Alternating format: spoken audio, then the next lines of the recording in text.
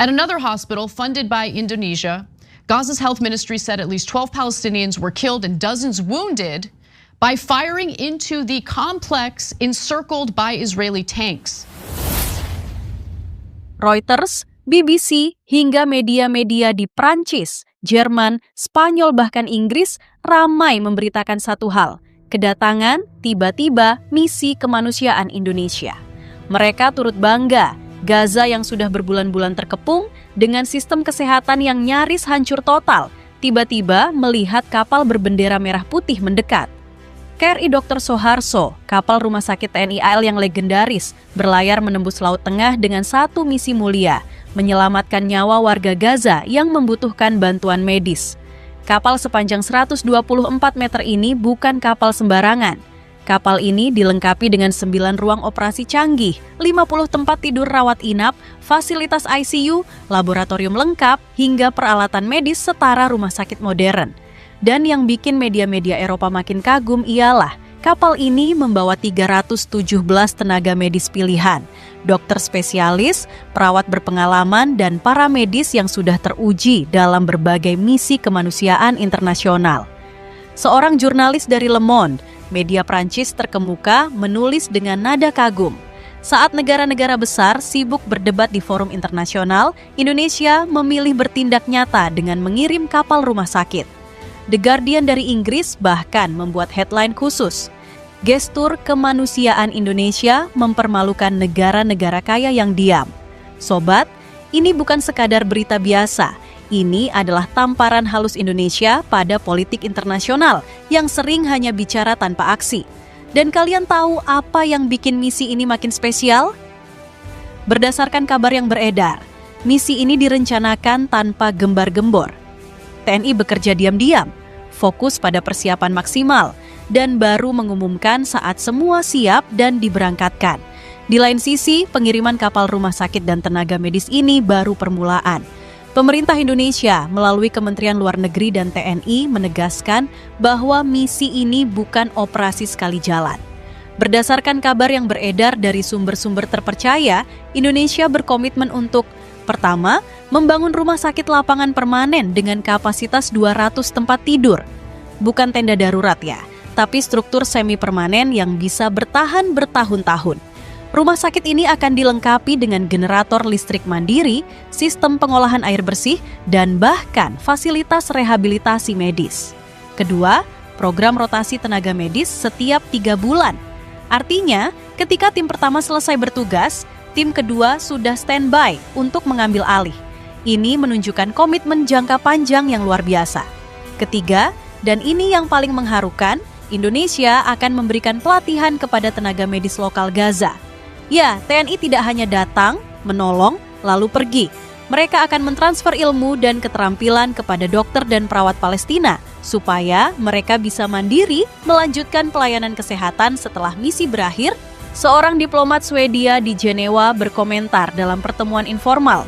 Indonesia mengajarkan dunia bagaimana melakukan humanitarian intervention yang benar, bukan hanya dengan senjata, tapi juga dengan stetoskop dan obat-obatan. Dan berdasarkan informasi yang beredar, Presiden Indonesia sendiri memantau langsung persiapan misi ini. Ada instruksi khusus, apapun yang dibutuhkan untuk misi kemanusiaan ini, negara akan mendukung penuh dengan alasan kepedulian sejati. Lantas, apa yang sebenarnya terjadi di lapangan setelah tim medis TNI tiba di Gaza? Berdasarkan kabar yang beredar dari lapangan, saat tim medis Indonesia pertama kali mendarat, mereka disambut oleh pemandangan yang memilukan.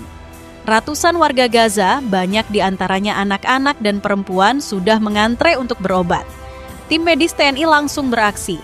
Dalam 24 jam pertama saja, mereka berhasil menangani lebih dari 300 pasien. Dokter bedah kita melakukan 15 operasi darurat, termasuk 3 operasi penyelamatan nyawa pada anak-anak. Ada satu kisah yang viral di media sosial Timur Tengah. Seorang dokter TNI, Mayor Kesehatan Dr. Rani, melakukan operasi sesar darurat pada seorang ibu hamil yang terluka. Operasi dilakukan di tengah kondisi minim listrik hanya dengan bantuan generator. Dan tahukah kalian, operasi berhasil. Alhamdulillah ibu dan bayi selamat. Sang ibu yang bernama Hudayfiah menangis haru dan memeluk bendera Indonesia. dia memberi nama bayinya Merah Putih dalam bahasa Arab. Dia berkata pada tim medis, Indonesia datang ketika semua pintu tertutup. Kalian adalah malaikat penolong kami. Di lain sisi, perawat-perawat TNI kita juga tidak kalah heroik. Mereka bekerja 18 jam sehari, bergantian istirahat hanya 4-6 jam. Ini dedikasi dari sebuah pengabdian sejati. Dan yang bikin makin mengharukan, para tenaga medis ini menolak mendapat tunjangan lebih. Mereka bilang, ini tugas kemanusiaan, bukan soal uang. Subhanallah, inilah TNI Indonesia yang selalu menjunjung jati diri bangsa.